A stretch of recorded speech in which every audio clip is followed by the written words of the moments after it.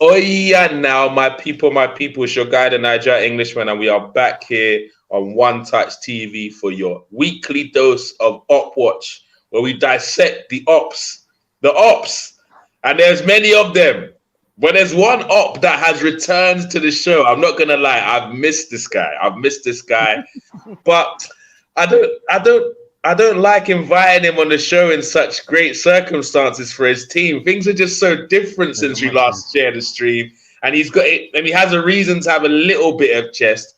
But let's see if he's learned from prior seasons and if he gets ahead of himself or not.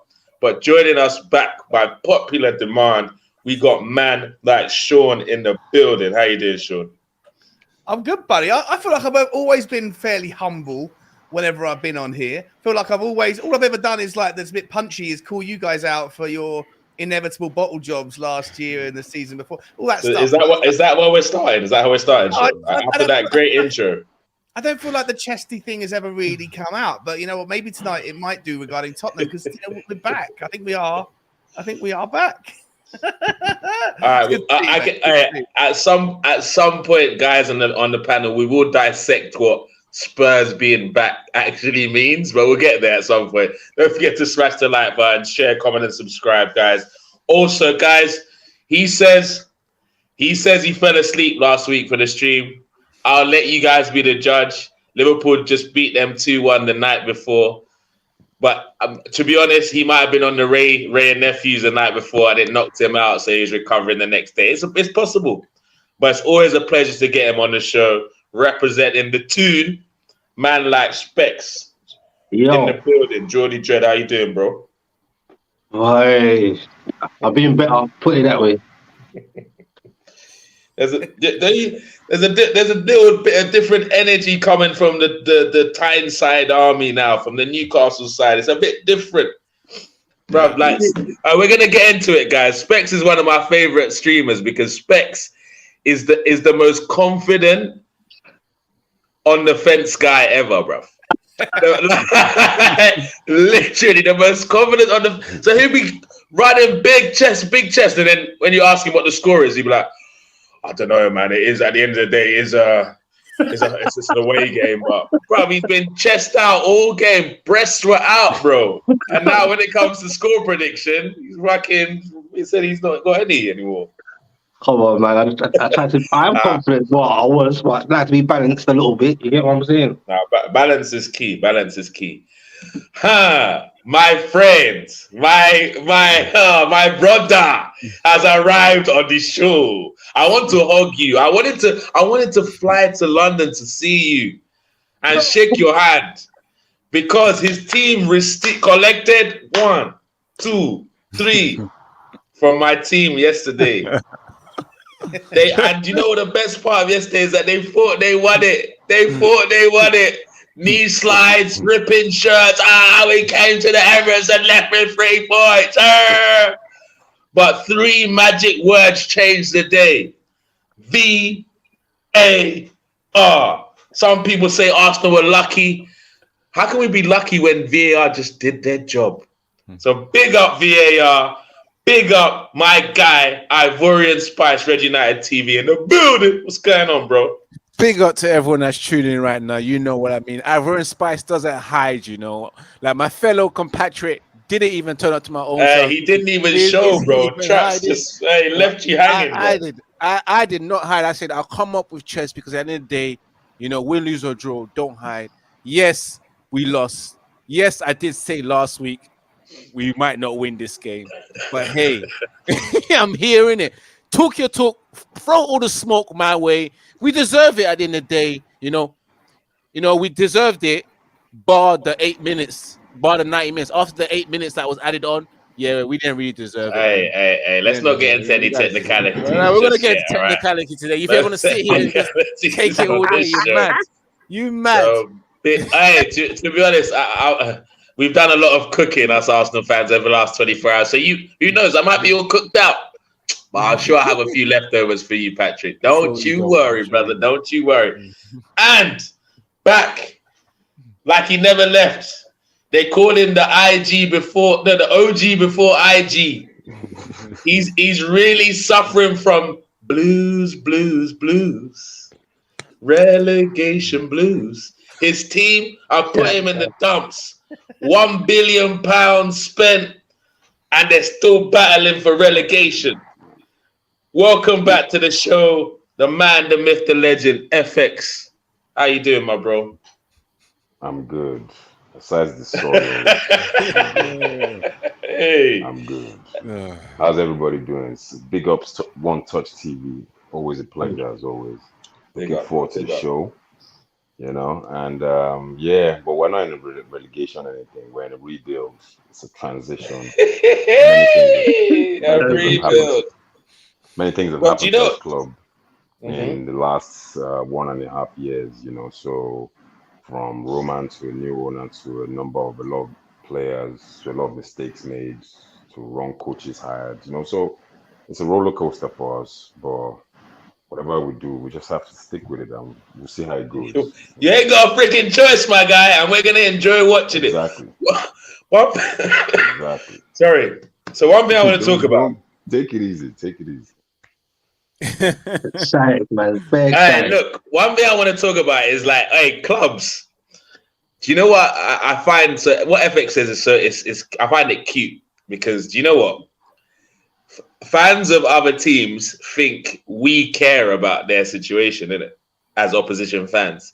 Like, do you know the only people that care that Chelsea are going through the rebuild is Chelsea? Because like they're like, and because they care, I think what's it called? Sean will be able to testify from the group chats. Like, there's a particular guy called Don who's not ready to accept what's going on at Chelsea. He's struggling, man. He's really struggling. And look. What they want us to pity them because in their mind they're going for a rebuild. My brother, we ain't Chelsea fans. Nobody said anything about we don't care if you're in C builds, rebuild, he builds. We don't care, bro. We love the pain. Yeah, exactly. We're not giving. We don't want all this patience. Be patient with us. I'm jealous of relegation form. How can I be? How can I be, bro? How can I be? That's success. That's why. You guys are not even the. You're not even the best team in West London, let alone the best team in London, I'm bro. just talking about the truth, man. Come on. Become West London's finest. Become West London's finest, bro. Your cabinet has been dry for 20 years, bro. Chill. Has it? So no trophies in 20 years. We're talking to Arsenal, not Spurs, bro. You want to be glorifying the FA Cup now, bro. Okay, so it's not a trophy. Are we just not going to call it a trophy now? Is that what we're going to do? What's the show? Is that what we're going to do? Are we talking about the Premier League or the FA Cup? We're not talking about a trophy cabinet of 20 years ago. That's for sure. We're talking about match week 4. And in match week 4, do you know what? Ivorian Spice, I was going to start cooking you, but let's start with the Chelsea food, bro.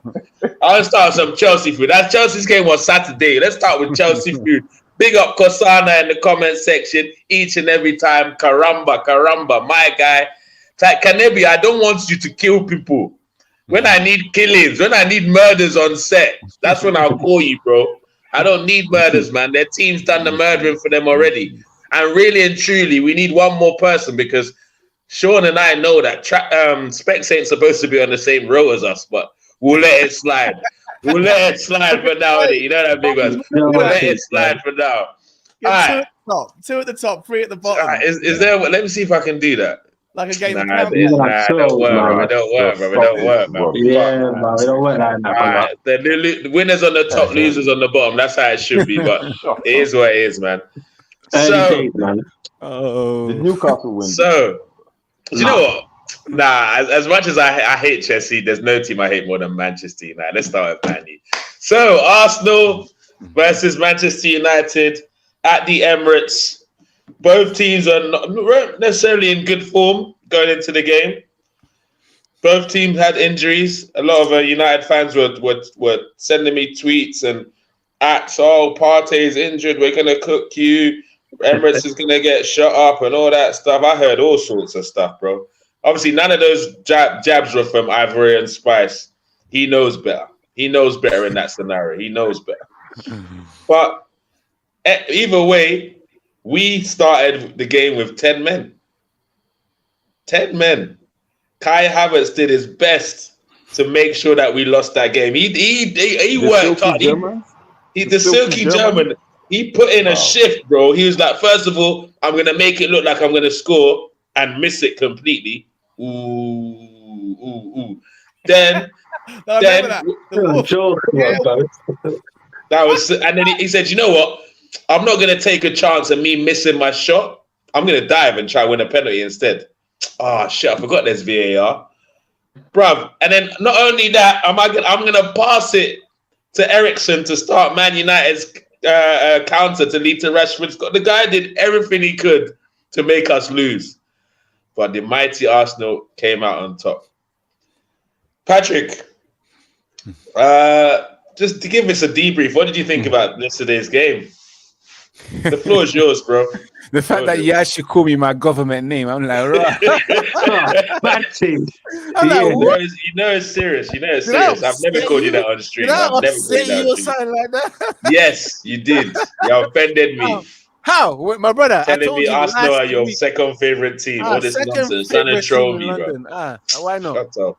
But yes, no, let's get serious now, because of course that game yesterday, I think, in my honest opinion, overall, when the way the game started with Manchester United having majority of possession, but not being able to break the lines of Arsenal's defense.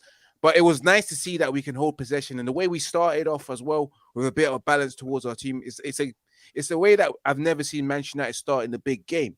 So that was pleasing. Even when we got the first goal, was pleasing, but as soon as we scored the goal, none of us even got the opportunity to celebrate or even sit down and drink a sip of water. By the time I sat down, turn around, it was straight 1-1. So again, defensively, we was so poor. But in the second half as well, it was toe-to-toe, in my opinion, throughout the whole game, until Harry Maguire himself came on. And when your ops is cheering on your player, chanting his name, the studio erupted when Harry came on. I won't lie, the whole studio erupted. Bro. Exactly, they were giving him applaudits and everything. So from there, I knew we was going to lose that game. But 8 minutes left, it was just a lot of madness throughout, man. We was in the game until the 90th minute. And then after the added injury time, Manchester United just fell apart. The goals came. There was VAR situation as well. But I'm not going to touch into that, At the end of the day, we lost. Even though you kind of did there, but whatever. It's cool. No. I'm not going to go into deep to say, you've been watching Sean, bro. Sean's the best at that. Whether it was a handball, you'll notice that or whatever, or whether, what's his name, fouled Evans in the box. I'm not going to get into that. But all I genuinely believe that we should have not lost that game, man. It was hard one to take, and it's a hard it's a hard pill to swallow for me, because it was right into the game until the 90th minute. The next thing you know, we lose 3-1. But rightly so, we should have taken our opportunities in the first 45 minutes with all that possession. But we didn't. We'll learn from it. We will learn from it. But hey, congratulations to the Gunners. Another win at Emirates Stadium against Manchester United again, in the same manner that you've done last season as well. But in my opinion, no, please. Was it the season before? Okay, maybe the season before. Yeah. Hey, how long are your centre backs out for? How long you got Johnny Evans and Harry Maguire coming in? I hope it's just a sensational stuff, because I cannot believe we ended up with a Leicester centre back pairing. 5 years later. 5 years later, you never thought that. What's the deal? How long is Varane? I mean, obviously, Varane is about 6 weeks. I don't know. Martinez, we don't know, because that just happened. And with the Lindelof, we saw him walking on his 2 feet in the tunnel and all sorts. So we don't know how serious that is. But I'm hoping it's not that serious in Martinez and Lindelof, because there's no way to have Maguire and Evans in that. No way, I'm going to die. What do you mean, bro? Hey, that's a quality back two, bro. Are you nuts, bro? Are you nuts? Slabhead. He wants to. Hey, because I rate him. No. Like he was like one of our own last night. He was like one of our own. Exactly. I have a question for Ivorian. Go on. Eric Ten Hag could be fired by Christmas if those two are out for a while. Nah, don't do that. Don't Ten Hag in, man. Come on. No, I have a question. Bro. Go on, my brother. Yes, brother. It's so tough. I mean, 2 seasons in now for Ten Hag, and man, how would you define how Manchester United plays? Like, what's the philosophy that Ten Hag has brought to his side. He's attacking your identity again, Yeah, bro. He's coming at your identity, bro. Because I mean, let's be real. We all know and watch football, and we all have we all kind of identify how our team plays. For example, Chelsea were shambles last season. We were so unfit. We didn't have an identity, and we were all over the place. But this season already, in 4 games and from preseason, you can tell that we have an identity. We have very good possession. The man them link up. You know, but for Ten Hag, how would you say your football is really? Because from last season to this season, man, them, I haven't really seen it all. No, I, to be honest with you, obviously, honestly, if it depends whether those people watch Manchester United play week in, week out, yeah. But I can tell there is a pattern of play there because I see my team play every week in the attacking phase. The philosophy is possession-based football and try to be the quickest. The philosophy. Guinea. Can I land? Why are you lying on stream? You're lying. Can I land, please? Land. Don't crash you. Come on, man. Don't do turbulence on me, bro. Yes, please.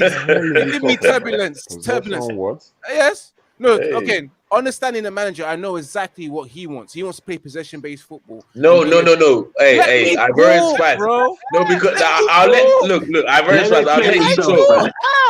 I'll let you talk, but you know, I didn't even breathe. But I didn't even breathe. But you said something already that's questionable. You said what he's trying to do, not what he's doing. But anyway, yes, because at the end of the day, what he's trying to do and what he's doing is two complete different stories. Yeah. Okay, I'm glad you acknowledge that. Yeah, he wants to play possession-based football, attacking with attacking philosophy, and be aggressive on the counter attack and be the most dangerous in transitional play. That's exactly what he wants to be doing. However, I understand in football, that last point. Sorry, you just need to the however was the best part of that comment. The transition. However, when you have players who are not suitable to play a certain system, yeah, then your philosophy will not always show. It will be just a bit patchy at times, and that's what's been happening with Manchester United. You're looking at thinking, I kind of see it, I don't see it. I'm like, I don't know what these guys are on, and that's what's been going on. Last season, the transition was there, but right now, as you see Manchester United, we're still trying to figure ourselves out. We've got issues, but we'll address it. We will address it. Do you know what? It's okay. It's okay at times. You know, when it's at its best. Horrible against Wolves. It was horrible against Wolves, bro. That's against terrible against Forest. That's against Forest. I said before. Man said like he was gonna. He said against Forest like he was gonna highlight a game that it was actually good. Against Forest, yeah. Against Wolves, yeah. Also against Tottenham, but against Tottenham, they beat you. Against Tottenham beat us. But at the end of the day, the one thing I'm not looking at is that I'm only looking at it 4 games. I'm feeling Chelsea. Calm down, bro. Calm down. Let's not go too far. Please, London boys. You're on the same boat as us, man. You're in the same boat as us. In fact, we're doing even slightly better. But as I said before, we're only 4 games in. Okay. There's a lot to address in the team, and I'd rather have my problems right now and work on them as we go throughout the whole season, because we don't want to be in that situation where the season is in and you guys have problems. So I'm all right with that. We haven't played good right now, but we'll build on it. At the end of the day, ain't that, you know that was cute what Byron was spicy. You know that was cute. Yes, it takes bullshit from everyone. Hell no. Sean, man, you have your own problems. Your problems. As in, you get plenty problems, so calm down. We'll go tackle you soon. Sean, smash the like button, by the way, people. Share, comment, and subscribe. Big up TJ Warren in the comments. Big up Why Not Spursy. Am I going to say big up United for life? No, big up United for life, innit, bro? Okay, he said it, so he said it, so cool. Yeah, what he said, ditto. Sean, obviously, as a fellow member of taking points off Man United this season, how did you evaluate their performance yesterday? I mean, I'll be honest, I didn't think it was as one-sided as some of the Arsenal fans are starting to kind of to portray. I know it's banter and stuff, but in all honesty, I thought the game was fairly well balanced. I think that despite Arsenal's kind of stronger second half and I guess territorial performance. Now, coming from a team who last season spent 60-70% of the time without the ball, I don't think possession and all that stuff naturally always like dictates that the other team or the team with the lesser possession has been dominated. I thought it was quite even. I thought it could have gone either way. Quite even. It was. I thought it could have gone either way. To be honest, I did. Is it because it was 1-1? Is that why it was quite even? No, I just think that Man United created their chances. I think Arsenal created theirs. I think that in the end, I think a 3-1 scoreline was a little bit. I think a 1-goal supremacy either way. I think Arsenal deserved yeah. Mm-hmm. One goal that could have gone either way. If obviously the offside thing, I don't believe it was onside. I know the United fans are clinging to that, saying that was onside if you redraw the lines in the right way, all that nonsense. It was definitely, it looked to me, it was offside by a whisker. But obviously that's the fine margins, right? And if that goes in, then Man United do win the game, and then there's a whole different tale here. So I think like it's obviously bragging rights, and the banter's there to be, and rightfully so, to be applied. But I thought that it could have gone either way. And I don't think it was. I don't think it was a shameful performance from Man United at all. I thought, at the end of the day, they should hold their heads high, right? Yeah, I will hold my head high. They're frustrated, disappointed. They need to improve. But I think when you bake in a few of the different circumstances, like how ravaged their backline is defensive, like with injuries, and how half an inch one way or the other, and the game's a different performance. I think Man United fans probably. All right, Pacino. Don't throw the baby out with the bathwater, is what I'm saying. Like, try and find some positive. If I was a Man United fan, I'd be trying to find a reason to not be so devastated by it. But be devastated, cry, tears. I want blood coming out of your eyes. I want it, pain, suffering. I want everything, all of it. What's all this nonsense? We want to see Man U in pain, bro. Come on. Yeah, listen, but at the same time, I do feel like Man United probably stole 6 points. Refereeing decisions going their way over the last couple of weeks. Thank you. United should have been in the position they are, so it's nice to see a little bit of the leveling out of luck. I also think like the penalty shout that was turned down in that game. There was so little difference between that one and the Rashford penalty that was given the week before. Yeah, but they won't talk about that, will they, Man U fans? Exactly. And if you really want to find out about your issues, you got VAR on speed dial anyway. Just call them up and say, Wagwan, what happened with our decision on Sunday? And they'll let you know. But Specs, before you're cooking, let's just ask some positive stuff. So Man U had a debutant start yesterday. I don't know about you. He looked pretty busy. Like what do you take from Højlund's first game for Manchester United? And do you think Man U were naive in the last 10 minutes of the game? No, well, which one to start on, the naivety or the Højlund? Let's start with the naivety. Let's start negative. First of all, smash the lights for Specs, my people. Look, man, I'll be real, yeah. First of all, how can I put it? Yes, no, I wouldn't say Man United were naive. I just think they got rattled because of the decision. And the offside and all that, and all that's going on. Garnacho, hey. Yeah. First of all, bro, call me old school, whatever you want to call me. You get what I'm saying there. But for me, that's not offside, bro. Where is football going, bro? The strikers get the benefit. No. Wait. VAR says it's onside. It's onside. The rules are, brother. Let me tell you something. There's no consistency anyway. You put a different group of guys, yeah. Or whoever in the FA or whatever, or part of the PG or whatever, they could have maybe had a different opinion on that day. There's no consistency, bro. For me, that is crazy. But yes, people should moan about angles and all that. Yes, they should.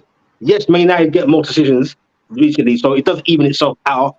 But for me, I just see it as they were rattled, and they should be more professional and hold themselves, because literally did capitulated and fell apart. Do you get what I'm saying? But to me, that goal goes in, Man United win 2-1, and no one ain't having this talk about Ten Hag and all this and Man United problems and rare. But it weren't meant to be. Arsenal was offside. Yeah. Well, the rules, that's what offside is offside, bro. No, not what they said. Offside's offside. No, yeah, on that day. That's what they said. No, offside is offside. Offside. Let's not do that. Right. Well, I've seen it a little bit. The football's going in the way that football's going into a certain way that I'm not Man liking, bro. United's loss yesterday was nothing to do with where football's going, bro. It's all No, because no, but that's important to talk about where football's going because it's going to affect you two, affect me as a collective. We all need to talk up and rise up. You understand? Because right now, but anyway, back to Man United. Who be this guy now? Arsenal 1-3-1, bro. Do you get what I'm saying? And it is what it is. And this Specs is a dangerous guy. There's loads of controversies. Was Havertz a penalty? For me, it was a penalty. Like, there was all kind of mix-up going on. Like, for me, an actual game for me. Oh, so you would have given a penalty for that? Yeah. You know, yeah, I would have given it away. No, because, like, the way, when Wan-Bissaka put his foot, yes, if you could say it look a bit like weak. I think the Rashford one that Man United got in the other game, that wasn't a penalty for me. But this one, he clearly contacted him, innit? Like, it's clearly contact. And I thought it was a penalty. I was shocked he overturned it. But it is what it is, isn't it? Like, I think Arsenal... The one on Havertz? Yeah. No, that was a pen now. No, for me, it was a pen. No, it's contacted him, bro. It's clear contact. And he put him off his movement. He tripped on himself. He didn't trip on himself, bro. I wouldn't say that, man. Nah, but you know what it is? You know what? It's debatable, bro. It's debatable. Yeah, to be honest, for me, the first part of the situation, he kind of he didn't fall, but he looked like he was making himself fall, which is what led to which is what led to the contact from Wan-Bissaka. I think that's what happened more than. Trust me, I know, Kai. Yeah, he's right. Who knows? If we didn't get the 3 points, Specs, I'd be like, "Yo, hey, ref." Yeah, I'm joking. And with Man United, like this is why I get mad with this refereeing thing is mad, you know, bro. I'm telling you, like. What was it? What goal was it when I swear someone pulled down Evans, bro? I'm sure there's a foul. Yeah, no, bro. No, come on. Nah, don't be biased, bro. Don't be. Yeah. But for the winning goal, Evans and whose name? Gabriel were wrestling, and he threw Gabriel to the ground. What do you mean? He threw him to the ground. It should have been a pen. It should have been a pen, if anything. But furthermore, for me, the scoreline didn't reflect the actual game. Even though Man United looked boring and dull to me, I don't know what's happened to Man United with their play. They look dull, they look boring, their midfield looks dead. But you know what? For me, in terms of how they went about the game, I think they did pretty well. It looked dull, and it was dead, but I think they did pretty well. So the score doesn't reflect the actual game for me. But I think Arsenal just ban all this, bro. No, I'm saying Arsenal just edged it. I'll give it to them. I knew I should have made sure I had a Liverpool fan on here, man. All you you just want people to fucking what's all this? Jump on that. No, I'm saying, hey, Specs, I'm not taking it easy on you at all, bro. Hey. On you what's too, it called? don't worry, man. FX. MVP of yesterday, man. Big up FX, mate. Go and check if you haven't seen all the post-match interviews. Go check them out. Some great interviews by FX yesterday. But bless up, brother. Bless up. What are you saying about Manchester United? Is it just same again from them? Same failed to impress, or Arsenal were just a better team and showed them what's what? Yeah, I asked the question, Specs. You do. That's it. What we want to do? No, hey, listen. Big up, you're gonna learn something. Listen to FX. You're gonna learn something, Ivorian. Hear me out. Yeah. The Chelsea fans teach it. The thing about United right now is, I think the moment they do get a proper director of football, and the Glazers eventually sell the club. Is this what we're doing here? Bro. Hey, is this what we're doing? Is this what is going on here, bro? Man, you just got piped by Arsenal and you're talking about Glazers and sports directors. I'm getting somewhere, dude. If you want to ask, this is a joke thing, bro. I ain't calling you lot back next week, man. Yeah, that's good. Is this, if you want that club, if that club really wants to move forward in any way in terms of from OGS to I'm sending Kanebi the link. Fuck all this, man. They are not in any way going to make any progress if they do not sort those problems out. So whatever the case, yeah, they win some games, they make top 4, blah blah blah. But as long as you don't sort out a technical director, you've moved on from Ed Woodward to God knows who now. Yeah, I mean, United is in shambles for me. I don't see a pattern of football. You guys are not partnering up in any way. There's nothing Pattern exciting up, about bruv. United. You know, you need to pattern up. There's nothing exciting about United. So, I mean, I expected United to lose yesterday. I didn't expect it to be 3-1, but I actually expected them to lose. But again, form is always out of the window when United and Arsenal face each other. You never know who tops what. And yeah, at 2-1, maybe United might have nicked it, like a smash and grab Italian job, but it wasn't to be really. But yeah, you know, the football gods were not with them yesterday, and I'm surprised to see this joker in the comment section. Big up Munzi, Man U fan, bro. Bouncing off the ropes. Englishman, United- you see this stop. Can you stop first of all interrupting FX? He's just trying to give a Exactly. reasonable, Sorry. a reasonable my flow. reason to go to Manchester United. But I see what you're doing, Englishman. I see what you're doing. He doesn't want me to keep my flow going. So Yeah, I yeah, know. you know, at the end of the day, you that's one of the reasons why they would lose to an Arsenal and maybe to big sides this season. They've already lost to Spurs already, who in a way were even going through a new phase without Kane. Exactly. How long have their manager been there? You know, Antonio Conte. 7 weeks is different to over a year, right? Big Ange is, you know, Big Ange is actually a very good coach. You get me? From what I hear, he seems to be a good coach from what he's done at Celtic and now at Spurs. But it's still early days, really. But back to United, they're not a good side. I've seen it. Hey, I like that one. I've seen my team there last season, and I suspect. I'm not saying you guys will go 13th, 10th, or whatever, but I suspect you are not going to go. You're not going to see the United of last season, where you made top 4. You're going to struggle. You lot might switch places with United, right? Yes. You guys are going to struggle this season, most likely, if you continue playing this kind of football. Trust me. If you don't get your acts right quickly, this Premier League, very, very wicked. They will show you. Yeah. I know what I'm talking about. And you're one to talk, man, because you're currently going for it. So he's definitely someone to listen to for that sort of painful advice. But this is what I'll say. I'll close the Man U Arsenal situation because it's you lot have been fucking way too generous to these guys. Man U, they tried to come up into the Emirates Stadium and they left empty-handed. I'm not gonna lie. I said I'll put myself on the line by saying if we let Man U leave with a single point from the Emirates, then I don't want to hear none of my fan base talking about title challenges, no matter, even if we go on a 10-game winning streak. If we can't put to bed a Man United that is there for the taking, then what can we do? And I'm not going to lie. Hold on. And then what I'll say is I nearly had a heart attack during the game when I thought, and you'll see if you watch the Tunnel TV highlights, you'll see me. I'm getting up as they're taking that Declan Rice corner. And I'm like, nah, I'm leaving, man.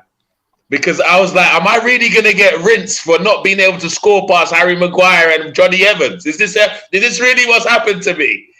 But you're admitting you almost Rice, baby. Dun, dun, dun, Hang on. dun. Let's not gloss over that. Rice, baby. What? You were going to go early. You weren't even going to see your team out. Yeah. A lot. Correct. Stayed early at 90 minutes. A lot of them You won't even give your team 90 minutes to beat United, and you're disappointed with the effort of these people on the panel. Well, technically, I was ready to leave at 94 minutes, but because we scored in the 95th. But still, the Arsenal fan, man. So, we enjoyed ourselves. I think the sweetness of the victory is the fact that we took it from them when they were already. I already was getting the bing, bing, bing on my notifications. Bing, bing, bing, bing, bing, bing.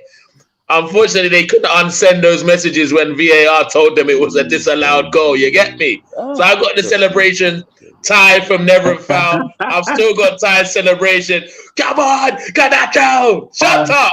Nothing for you, foolish boy. We won 3-1 on their head top. Smash the like, share, comment, and subscribe. Title race still on until it isn't. All right. So who should we deal with next? More misery. Chelsea fans came on streams talking about bigging up 3-0 victories against Luton. Like they're on. We can see the style of play. We're coming back. Jackson's got his first goal. He's gonna push on now. Drogba reincarnated and that. We signed Cole Palmer or Carlton Palmer, some sort of Palmer. He's gonna come in after having 0 Premier League goals to his name to score 10 to 12 for us this season. I heard it all, man. Enzo, best midfielder in the league. Caicedo, Enzo, Lavia. No one can match up to that. I heard it all, bro. I heard it all. They told me they're gonna finish top 4 in their first try after finishing 12th. That's what they told me. That's what they told me, Sean. Specs, Ivorian Spice. That's the standard. That's the standard I got to hold them to. It's rude. Not am I going to be rude and show them a different respect than they show themselves? So if that's what they feel, that's what they feel. They could have built a new stadium. They could have built a new stadium as good as Tottenham Hotspurs for the amount of money they've wasted on their team, and they're still going to finish bottom half FC again. It's terrifying. You've got to be paying for it. I'm not sure what's worse right now. Being a Newcastle fan or being a Chelsea fan. There's pain. There's pain. Tell them. What are you saying? Who are you? Identify yourself. Bro, just know everyone on this panel. Hold on. Maybe this guy isn't. Everyone on this panel has got more points than you, my guy. Who's that guy? He's definitely got more points. Everyone on this panel's got more points than you, bro. What club does he play for? Don't chat to big man in page 1, innit? Don't ask us questions. We ask you the questions, brother. Sure, don't answer him. It's right in his name, bro. He says it right in his name, bro. He doesn't need to tell. It's there. What club does he support? You see it on his name, bro. He should say it himself now. Is he scared me? Speak my team's name. Come on, you say it yourself. What's the problem with your team? Bro, you see it. Bro, the team that last time you not played dunked on you 2-0. No. That I'm team. not talking to you, Niger. Chill now. I'm the host, so I'm answering you. It doesn't matter. Let him last. What team do you support, bro? I'm a Tottenham fan. The name is there. No, God, you are crazy. You are a crazy fellow. I just found out now. You do not have any rights. How dare you? Because he's above you, bro. That's why he's above you. Just take a look in my trophy cabinet. Just take a look at the league table, bro. This is match. This is match week 4 review. Match week 4, not trophy cabinet. Match week 4. Tottenham fan, never talk to me like that again. Match week 4. Your elders, man.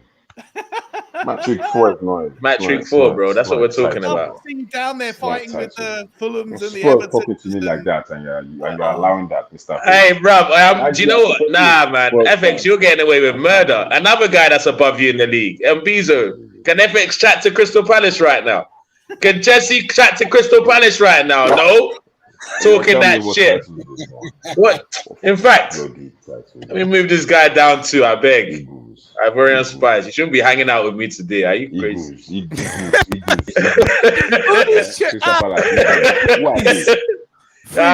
Spies. Yes, and it's only right that you're below me. Big up Mbizo in the building. Mbizo. Wait. No, so hold on. Sorry. Put your hands up if you got 3 points this weekend. Hi. Awkward. Guys, just so you know, we're any of you, we're talking Chelsea, so don't feel that I have to lead the questions. Do you guys have any questions for Chelsea and FX? Do you guys have any questions for him? No, FX, like we were saying earlier on with Chelsea situation now, brother. Like, how do you feel the fact that you spent all this money, and of course the results hasn't been great of lately? You know, you've lost against Nottingham Forest, and of course you lost 2 weeks ago as well. And a lot of losses. Yeah. A lot of losses. Like, are you, because you've got a new Pochettino in as well? It's just 2 losses, just like us. We lost 2 games as well. 2 out of 4 is not really, but whatever. Yeah. With Pochettino in, what are you saying with Chelsea right now? Because you question Manchester United's philosophy. Even me, I feel like with Chelsea, they're still trying to figure themselves out, like especially with their best starting 11, because they've spent so much money as well, and Pochettino's trying to figure out who's his best 11. How are you feeling about Chelsea right now? Like, do you feel that Chelsea can mount a challenge this season? Without Mount, I don't know, bro. Oh, okay. So I think that's a good one, though. I think one thing for sure is we all saw what happened to Chelsea last season, and from Graham Potter to Frank Lampard finishing 13th. So Chelsea don't do yes or Football, no's anymore, just so you know, guys. But dude, continue. let me talk now. Sorry. Do you want me to talk? Or Me, I'll mute. It was the one that asked me a question on, not be you. So yeah, finishing 13th to now where we are right now, just shows you, in my opinion, that a lot of things have changed. Our football is better. We're easy on the eye. We have a younger squad, definitely, and in terms of philosophy, it's there to see from. I mean, the Spurs fan can testify. Pochettino's side is a possession-based side, and they play exciting football, good on the counter. Not defensively solid per se, right from the teams. So, what right now I can understand what he's also trying to do in terms of, do we stick with a back three? He's not too sure if we should play a back four. I expected him to be playing a back four against the likes of Nottingham Forest, but again, he's also not too sure because of the likes of Taiwo Awoniyi and all that. He did the same thing against Mikel Antonio. He stuck to a back three despite us being a man up. West Ham had a red card and still Pochettino stuck with a back three. So there's still those shaky moments where the manager is not yet confident enough in the kind of formation he wants to play. But I know at least he's identified his starting 11, which is good. Maybe the international break will also give him enough time to be with the squad. Wait a minute, guys. Sorry, I missed something here. I can hear some kids in the background. Bro, all I can hear is you waffling about nothing right now, bro. Oh, okay. So yeah, I was answering him. Yeah, he asked you about your style of play. We've still not got there. Yeah, I've already answered it now. Our style of play is different. If you don't get it, then too bad, man. So, all right, wait. Let me just finish. Okay, sir. Nigeria, make I finish. Go on, finish. So, based on what I've just said now, in conclusion, is Chelsea has been acquired by a guy that does not understand football too well. Made a lot of mistakes last season, Todd Bowley and the rest of them. Todd Bowley is the face, more or less. But he has, of course, we as fans can't control that shit.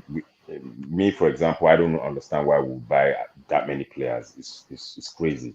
But at the same time... But you're quite excited about the signings, no? I wasn't. I don't know where you have that proof. I would be excited about certain players. I'll be excited about certain players, but not about 14, 13, 50 players or whatever. The point is he's bought and sold a lot too. He's a venture capitalist. He's thinking like that. He's not thinking like a football owner per se yet. And he's learning on the ropes. Unfortunately, we're suffering for it. He also has FFP at the back of his mind because he knows that we're most likely good. FFP is at the back of this guy's mind.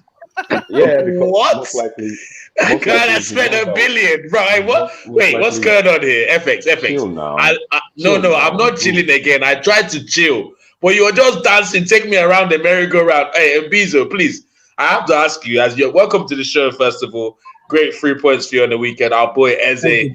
Hopefully he doesn't play the next England game, so he can still play for Nigeria. But that's a whole nother stream.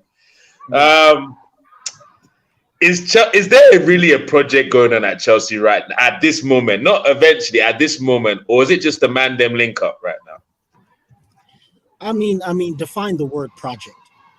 What does the see, and that wait, Ibiza, that first question is the reason why I even asked the question, because you have to dissect. Kule, what are you saying here? Because I know something is going on at Chelsea, but it's not quite a project. That's what you want to say. That's what you want to say, Ibiza. Because the project could be money laundering. Who knows? It's not really revolving around football.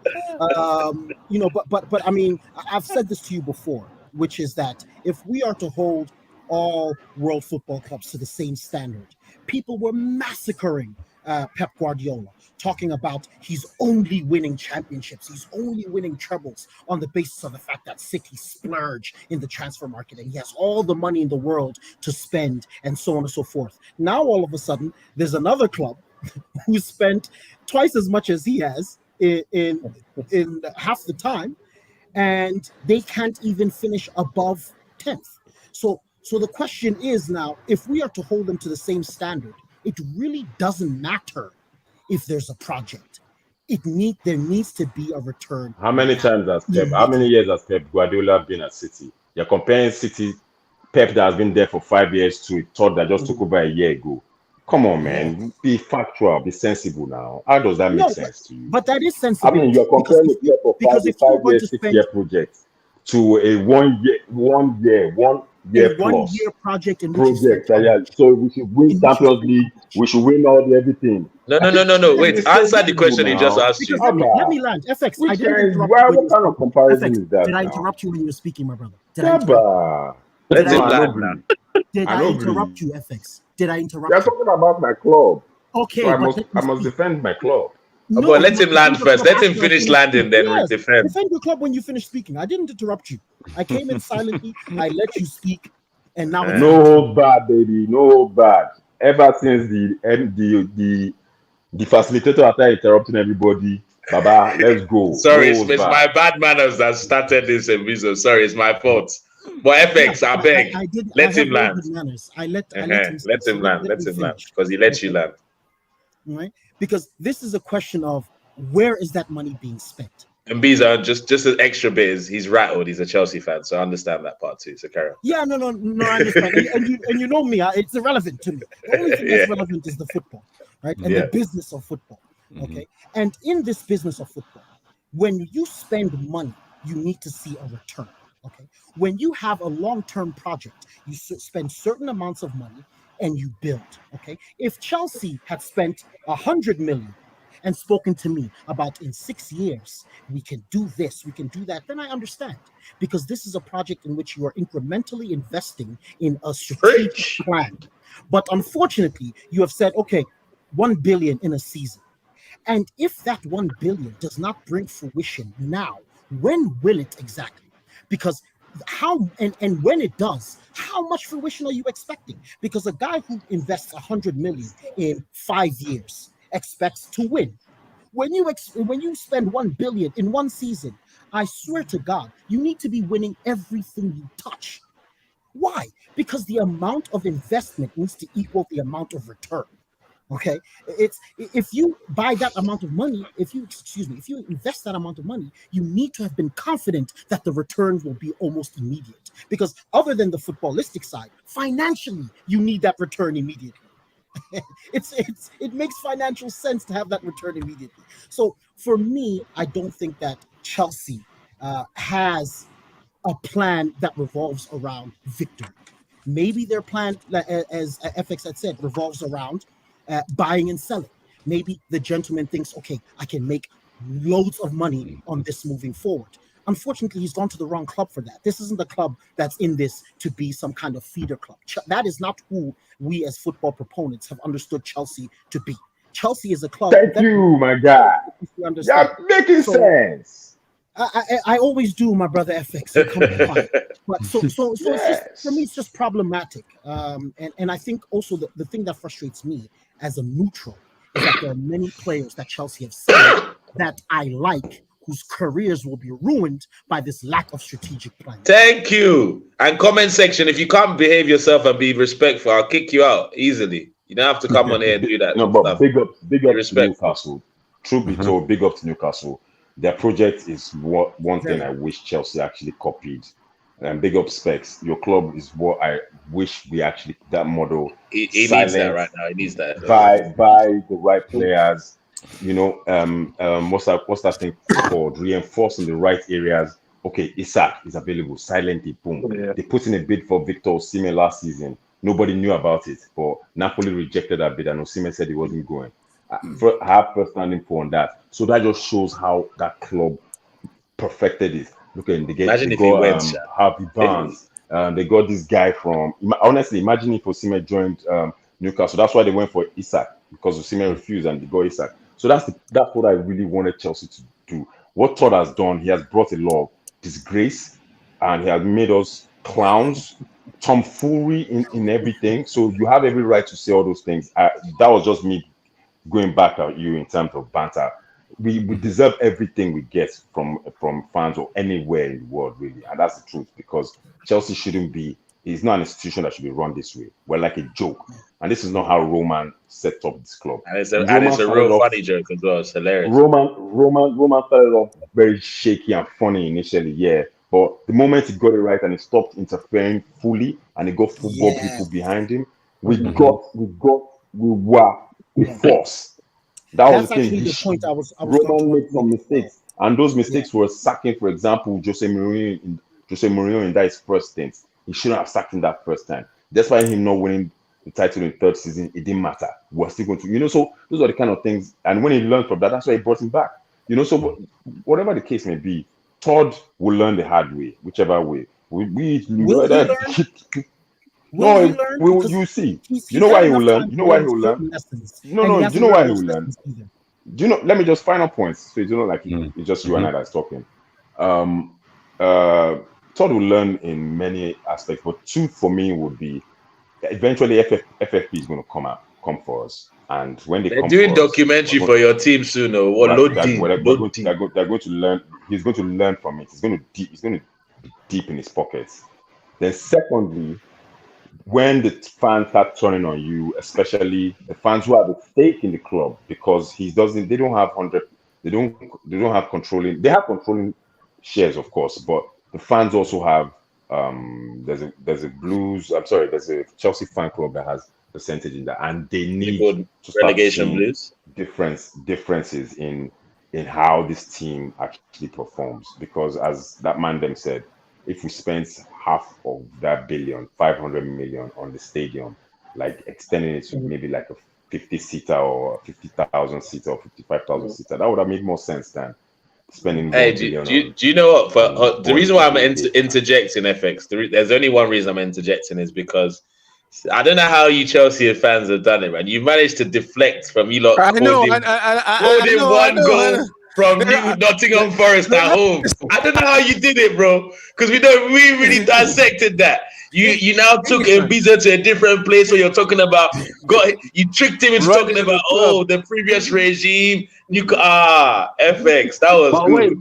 That's why he antagonized him. Can we go to the match? Yeah, go on. Now quickly because and this is the FX as well. That on his thoughts on it. Talk about the match, I don't want to hear about any of those extra stuff. It's exactly what I'm going to allude to. So what I'm confused with, just as a football fan looking at Chelsea, is you spend all this money, and you see in the Forest game, like obviously Jackson, I rate Jackson and he will come good. You get me? It's early days. Do you get what I'm saying? But my thing is all that money you spent, I'm just perplexed that why all that money you're splashing? Are you telling me you couldn't splash out Epic? Let's just put it at 100 mil. Go get a Osimhen or go get an experienced actual. Do you get what I'm saying? That's what surprised me the most. That he spent all that money. So who's your brain behind the recruitment? Is it Bowley making decisions by himself? He's not really a football man as that. That's what I find perplexed. If you had a proper striker or experienced one, trust me, there's certain those moments like the Forest games and all that. You get a couple goals. Let me help you with that aspect. The truth is, they kind of identified. They've kind of copied the model that Brighton is into now. The data analytics on players, and also they're kind of going after young. Kind of players the kind of system that will suit our philosophy going forward. Pochettino bought into that, and that's why we signed David Washington, for example, from Santos, a 17-year-old Brazilian that nobody really knows. We've signed Nicolas Jackson. Mbiza knows him. And if Mbiza don't know him, I don't want to know him. He's cold. Nah, bro. Mbiza's not said anything here, so until he gives me the all clear. I'm letting the man lie. Let the man lie. Bro. We've got. Don't mind Nigeria. He's a nuisance.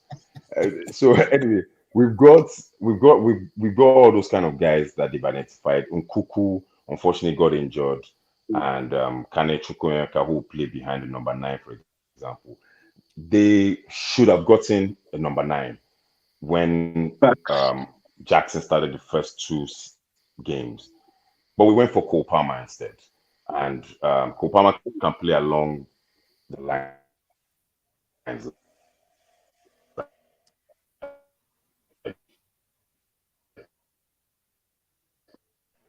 That is not me, right? Do I have issues? Nah, that's Todd Bowley, man. Yeah, Todd Bowley interjected. Bowley said, I'm not trying to let FX talk this shit about my boys, man. Todd Bowley's not having you speak, bro. He's clogged up the internet. But He's frozen. Hey, I think Todd Bowley ain't having it, bro. Just like Hey, I won't lie to you, bro. When I was trying to chat shit about Daniel Levy last week, my thing just went. Yeah. Hey, Levy weren't having none of it. He said, "Nah, not on my watch, bro. I'm connected, bro, and you're getting listening disconnected." to him as well, bro. That's mad. Man, just fun. Yo, FX. Mm-hmm. Do you know what's so funny? No one bothered talking about the actual game, bro.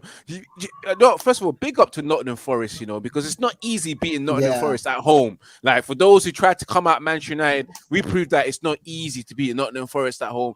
You guys are much better anyway, so you're not really saying anything. No. I'm saying a lot. It's not easy. Like, people thought Nottingham Forest is an easy stroll. You can get your easy 3 points, but you're gonna have to work for it as well. Like all other teams in the Premier League. But big up Nottingham Forest because, of course, they've come from a long way from last season, signing players as well. Looks They're like another team. Nigeria is Nigerian right now. Mm-hmm. They're another team that splashed out on a lot of money, but this season they got it right with the players as well. So now they're getting their points in as well, and people need to just look at that and look at Nottingham Forest right now and big them up. The game against Chelsea, a mistake coming from Caicedo, the most expensive midfielder in this world, and a little mix-up between him, I think, with Gallagher or Enzo, for them to concede a goal. But I have to big up my guy, Anthony Elenga, because I know what he's been going through playing for Manchester United as well. To be let free to go to Nottingham Forest and to play football again and get that goal, and he truly deserves it. But if you was to ask me, did Chelsea deserve to lose that game? No, they didn't. They create the most chances at the end of the day against Nottingham Forest. 75% just a mistake, possession, man. Just a mistake. Strikers, bro. Mm-hmm. So that's what I'm saying. So basically, what Ivorian Spice is saying, Chelsea, you still get hope. Don't worry. Page 1, you may get page 1 this season. Page 1 is a possibility.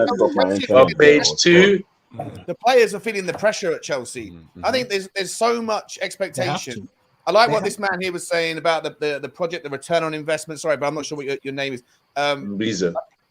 Good to see you, man. I like what you're saying. I feel like there's so much expectation. I think everybody outside of Chelsea are looking saying, when you spend that much money, like you were saying, you've got to get these results done now. And I think that when you combine all of that expectation and then you look around the team and the squad and you see very few people that are over the age of like 23 or 24 years old, where's the leadership? Where's the experience? Where's the thing? Where's the people? Who are the people in that squad that's going to calm people down on the pressure moments and try and get the job done? And listen, you could look at the game in isolation, but I think until it clicks, you're going to see a lot of these moments with Chelsea, and it will click. They will get better. Eventually, they'll figure it out. But until then, I think you're going to find lots of moments where there'll be key opportunities in games where the players might they might mess up because they're in the heat of the moment. They're struggling with the pressure and all the additional variables that are on them. And I think there's just too much too soon from Todd Bowley. I think he be more patient. Allow this thing to happen over 3 or 4 years while you sorting it so quickly. I think there's going to be these things. By Christmas, hopefully you'll have figured it out. But by then, the season will be half gone. And if other teams don't give you opportunities, then you're not going to be able to qualify for Europe. And if you don't qualify for Europe this year, it's going to be massive issues. The ownership are going to sit there and say, where's the money coming from? Where's the money coming from? Right. You don't earn any money from winning the FA Cup. Even if you were to win it, you don't get any money. So, there's the pressure to be successful, but there's the pressure to recoup that finance. And the only way you do that is through Champions League. And if it takes you 4 months, 5 months to get into the flow, by that point, there'll be 4 or 5 teams that will already have got 15 points, 20 points on you, and then you've got no chance of catching them up in the second half of the season. Have you seen their September fixtures?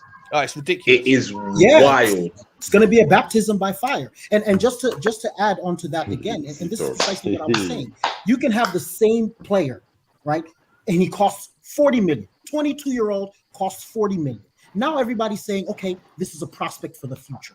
But when you go out and you pay for that same player, you pay 80 million, right? The expectations are now different. They're not expectations that in 2 or 3 seasons this boy will become old. The expectation is that he will make an impact now, and that's the difference. Also, when you mentioned Brighton and Chelsea, perhaps it's the same model, but is it really when you're spending 3-4 times the amount of money that Brighton is on these players? Because when a Brighton buys a young player, and he fails, we don't hear about it. We don't even know.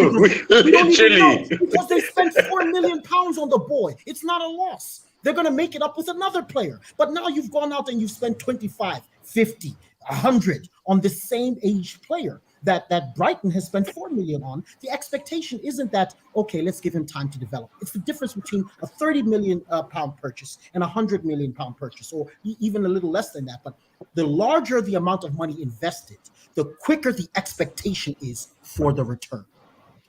Facts. Okay, Facts. guys. And hold on. No, I think Chelsea got cooked enough, so we're gonna move on, because we've talked about them enough.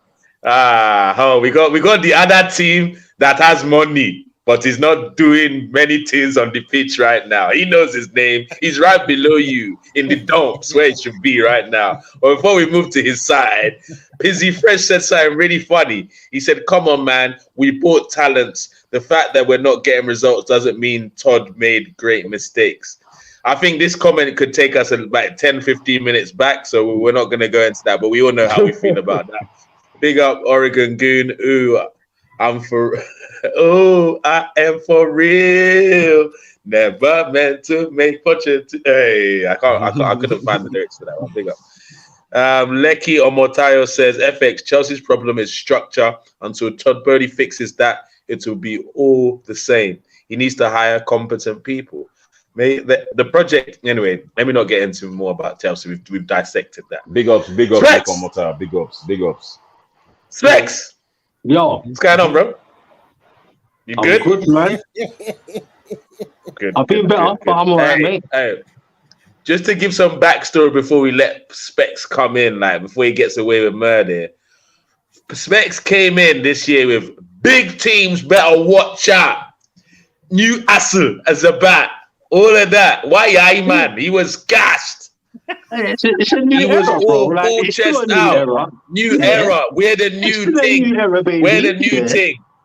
And I won't lie. I kept telling the likes of Kendall and other Newcastle fans, look, you might think it's the best thing, but for me, the worst thing to happen to Newcastle is getting into Champions League last season, because the expectation just immediately changes. And I believe they were a year early. By who, though? By everyone. You first of all saying everyone needs to watch out, you, the fans, and then obviously us as the opposition, when we're hearing you buying Tonali, who's just won the Scudetto last season, wasting what we thought was wasting 45 million on Antique. He didn't win a Scudetto last season. But the season before last, you know what I meant, bro. You know he's won a Scudetto. Do you get what I'm saying? I know you tried it. All these things. They're Champions League. The chest was out. But chest is still out because we deserve to be there. Okay, but what's happening at Tyneside right now? What the frig is going on right now? Well, first of all, 3 losses in a row. First of all, in fact, let's just dissect this loss. Let's not do everything. I know you missed last week's one, but let's just dissect this loss. This loss on the weekend. Talk to me. Arsenal has put too much fuel in your tank. You know now. It's because it's Man U. If not for that, I'd be calmer. But Man U on sweets me die. Sweet. Ivorian, look at him. He's looking in the heavens like, why did I come on this show? It's so good. Man can't run in it. Like, I go for the good times and I go for exactly. We don't hide. We're not like our boy Traps, bro. We're not hiding. Right, Traps. You're a rep. You're in the mud, bro. He's not here, man. He didn't even show. Hey, let's show. just so the viewers He's know. hiding. Traps changed his phone from an iPhone to a Nokia, so he can't receive WhatsApps and social media. So that's how. This is where he's at, bro. Incognito, bro. Yeah. But talk to me about your loss this weekend. Another one. Can it? Well, first of all, and don't get at me now. Let me speak, my brother. It was tough fixtures that we got handed. That's the first thing. But I was still confident. But on this game alone, absolutely shite, unacceptable, and I'm pissed. I see a lot of little factors like Pope. I'll get onto Pope in a minute. But Bruno, for me, it's crazy how at the time people get onto Bruno, there was a big hoorah of like, it's like there's like a little bit of like a war between our own fans, which is weird. Like, it's early days. Like also negativity and stuff like that. It's only a few games. Look how far we come from last season. That's bullshit, bro. Like, if players ain't living up to their certain standards, you should be able to call them out. We're the fans at the end of the day. So even from back up the end of last season, Bruno, I don't know if it's still by his ankle or whatever's going on, but he's been off for me from the Bruno that I know of when he first came.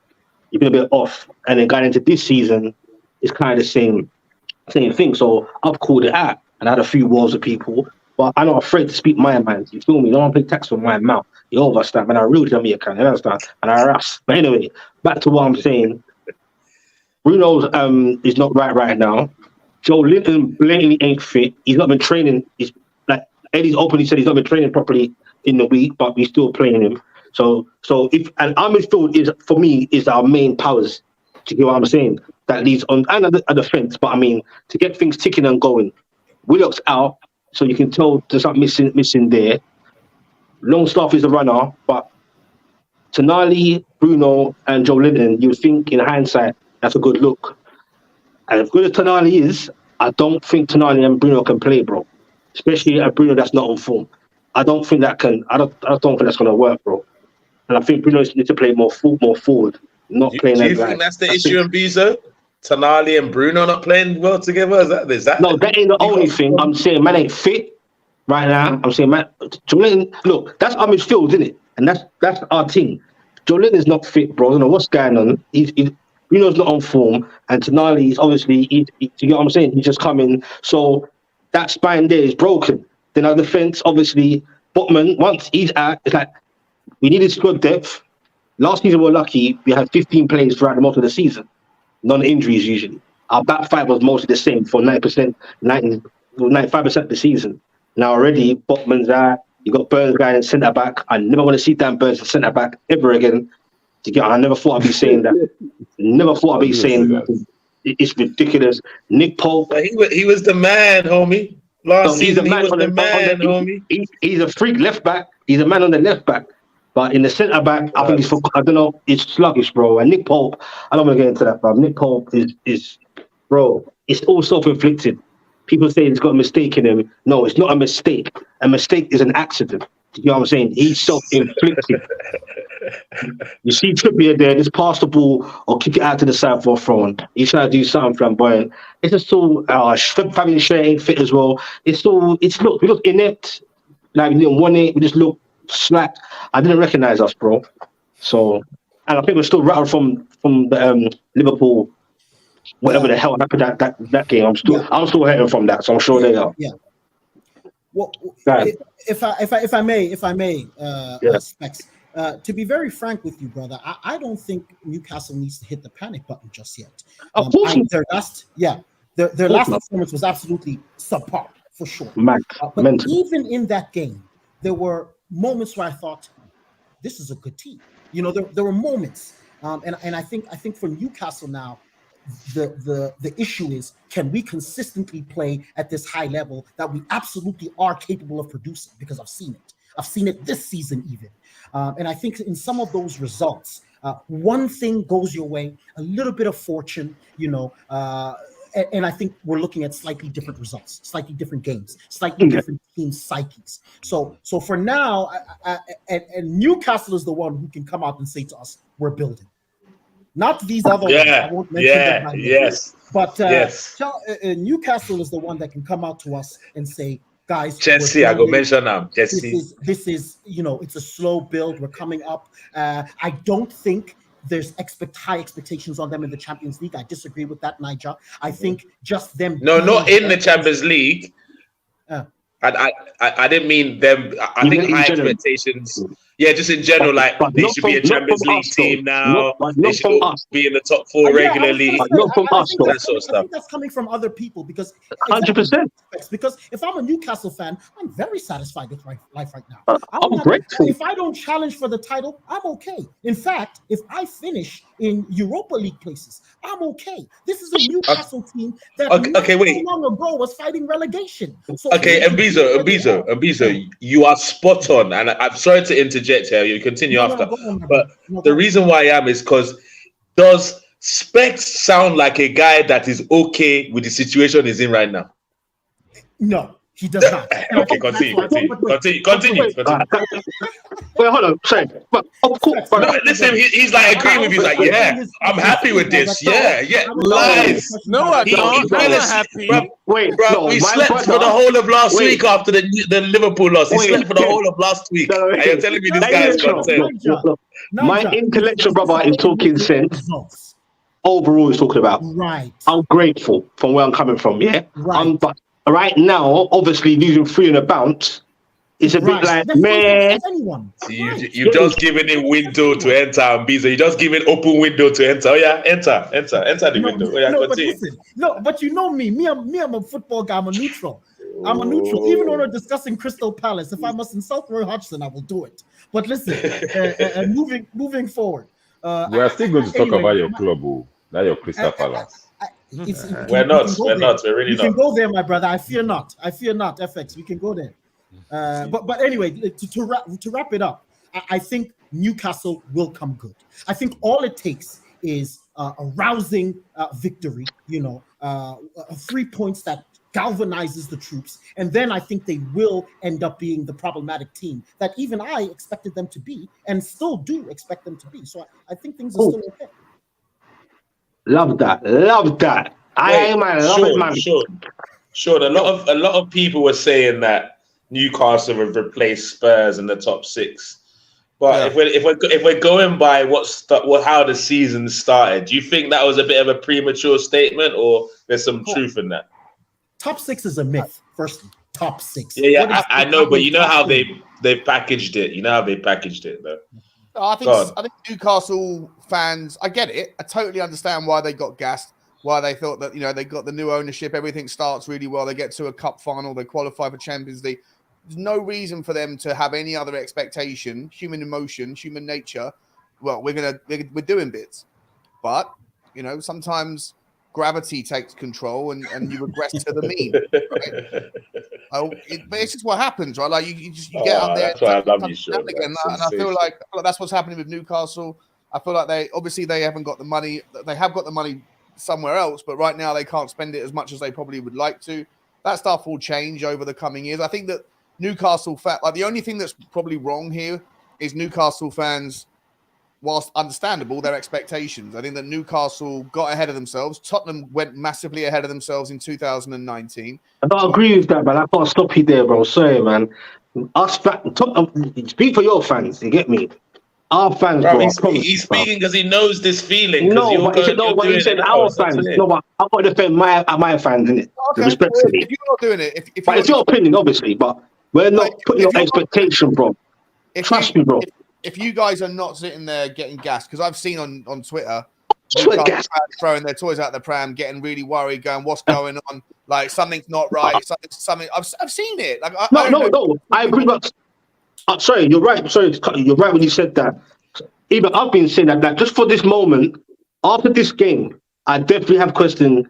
Whoa, something ain't right. I've definitely questioned that because trust me, brother, what I saw almost gave me haunted flashbacks of Steve Bruce days. Right. Almost, bro. That was scary. I'm not sitting there saying that Newcastle fans are throwing their toys out of the pram or saying, like Saudi out or anything like that. None of that. That's happening, right? But what I mean is that hey, no one's saying Saudi out, bro. No one in their right mind's ever saying that. Money day. Like Newcastle just going through the regression to the mean. It's okay. Like they got ahead of them. Like the club jumped ahead a little bit too quick. Now they're going to settle back down and they're going to go again. I don't think it's. I think the question was: Were Tottenham replaced in the top six? Well, Tottenham fell out of the top six from 4 years of poor performance, 4 years of underachieving, 4 years of terrible football, and a manager that didn't want to go again when we got into the position. An owner that didn't want to go again when we got into the position to go. And we are now trying to get back to where we were. But Newcastle United, I think, they're where they should be. I think that they've had a struggling start to the season, but they'll finish about sixth or seventh this year. They'll be in and around the top 8. But there's 7 other clubs that I don't think there's a massive difference between. And I think that Brighton. Mbizo, sorry, and this is not sorry to interrupt, Sean. Mbizo, did you see Speck's head go up when he said top 6, like he was offended by it? You saw his head, Abby. You saw it. Don't that. You didn't see his head shot up like. I was listening to my man spit facts. For me, sorry. Continue, Sean. Newcastle aren't qualifying for the Champions League this year. They got too many distractions. For me, Europa League should be a reasonable target for them. But like I say, I think that there is 6 or 7 other clubs that are all scrambling, all scraping for those spots. I think it's going to be a fascinating encounter. Yeah, Newcastle have struggled in the opening days, but it's not a problem. They'll be absolutely fine. But I just think that if Newcastle fans do have expectations to be competing at the very top end of the table right now, I think that they're a little bit ahead of themselves. And if they are reasonable and think that 7th is a good season, 6th, 7th is a good season, somewhere around there, they're around where Tottenham are, they're around where Brighton are, they are around where Villa are, they are around where Chelsea are, they're around where Man United are.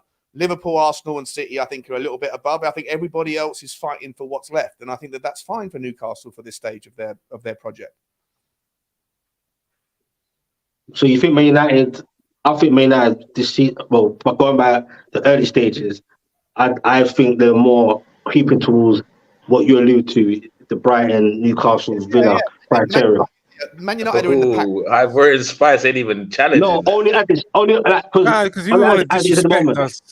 We finished in top 4 last season. We didn't finish in page. So did we. That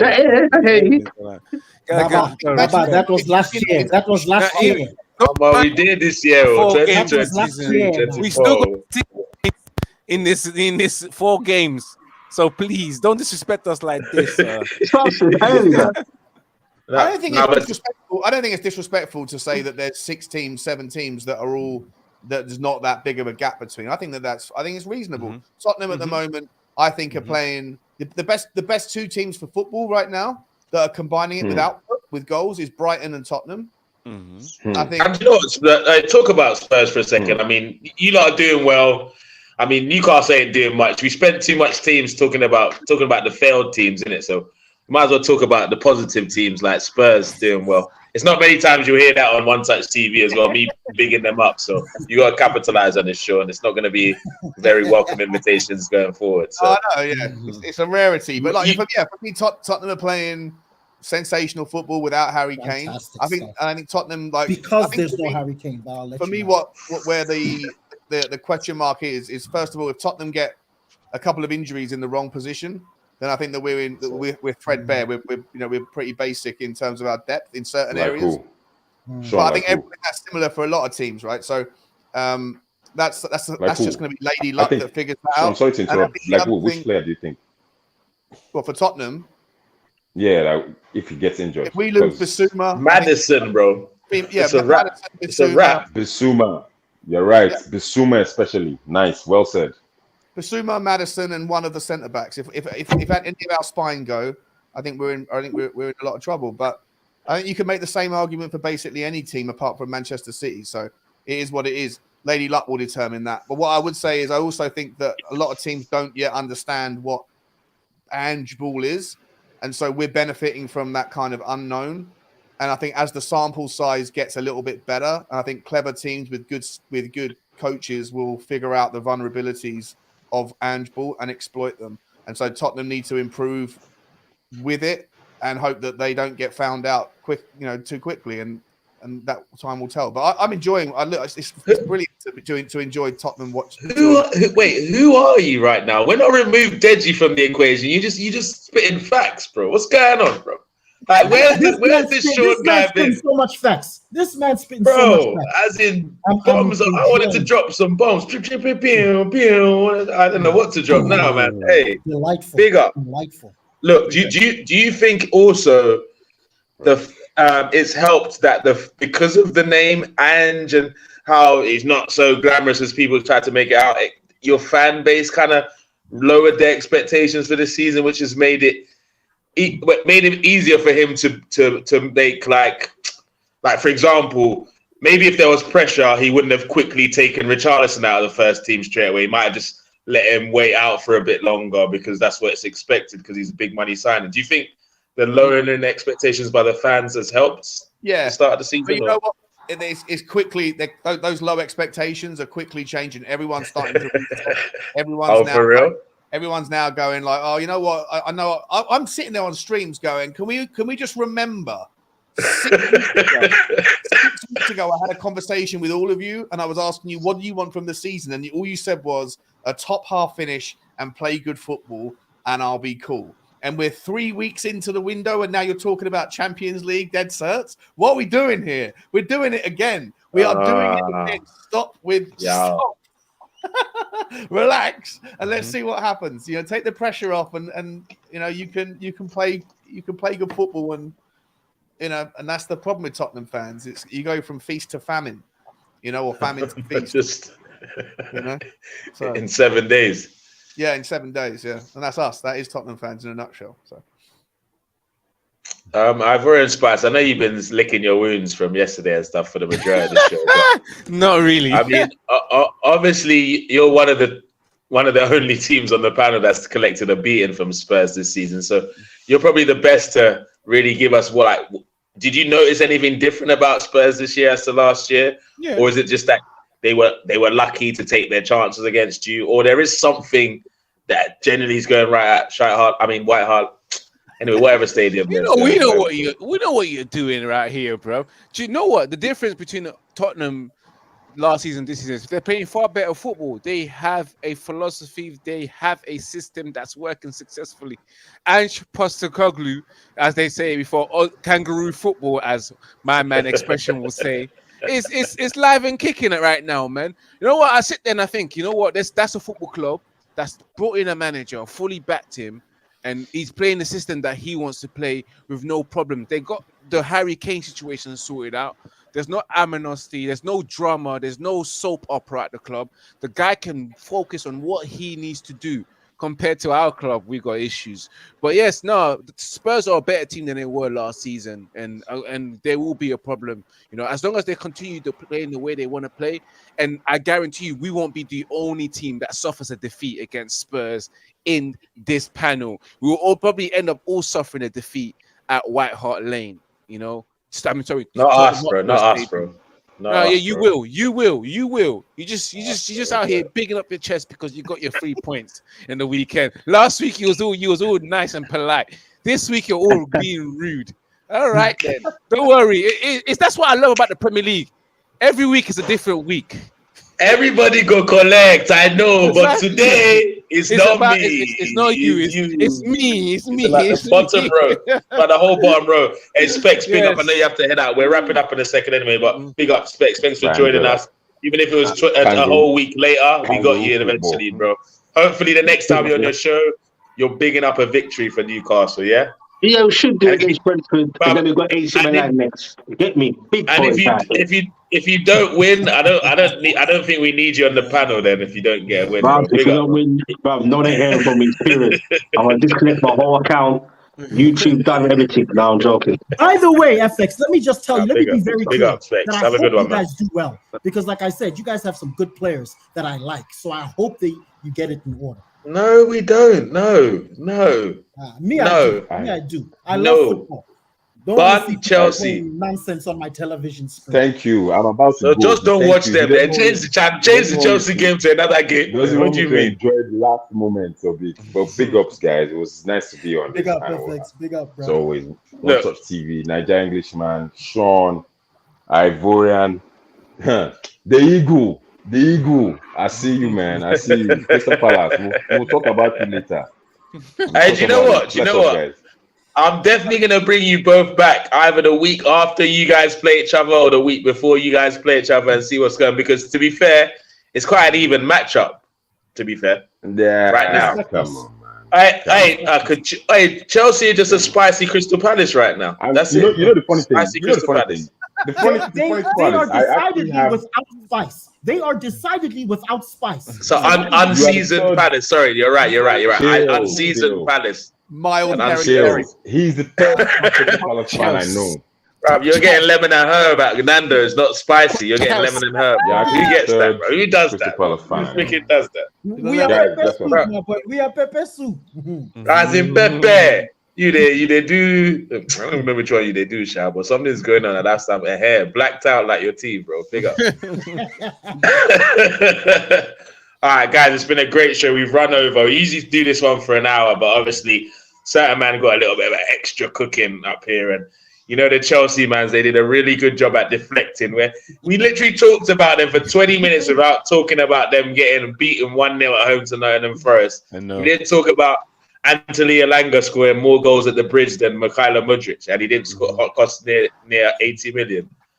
It is wild. And Mbizo, one of the favorite things that you said, my favorite thing you said on this show is that once you put a big amount of money for someone, everyone expects fast returns. You don't decide the market, it's just the market. I mean, 10 years ago, a player like Anthony, we give him 2, maybe 3 years before we start seeing, but he got bought for 90 million. Ten Hag was confident for them to pay that money for him, so we want to see it now.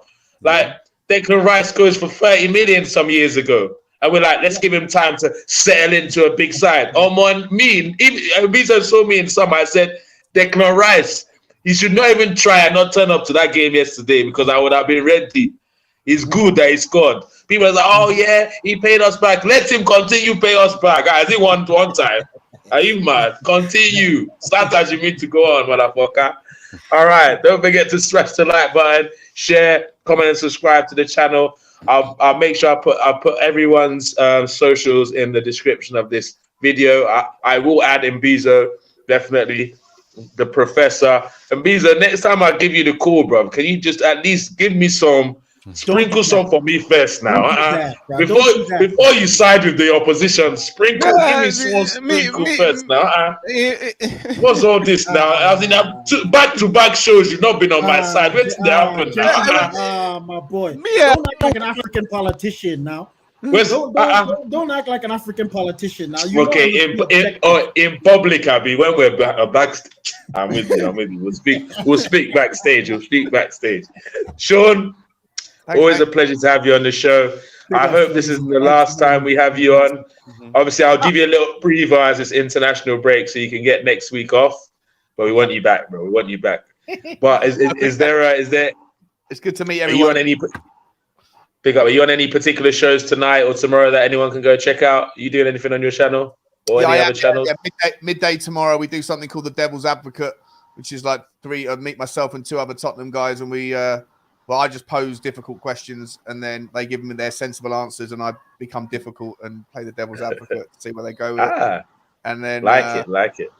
And then later it's probably a bit too much of a positive show right now, so I'll probably not watch too much of it, but yeah, I'll check it out.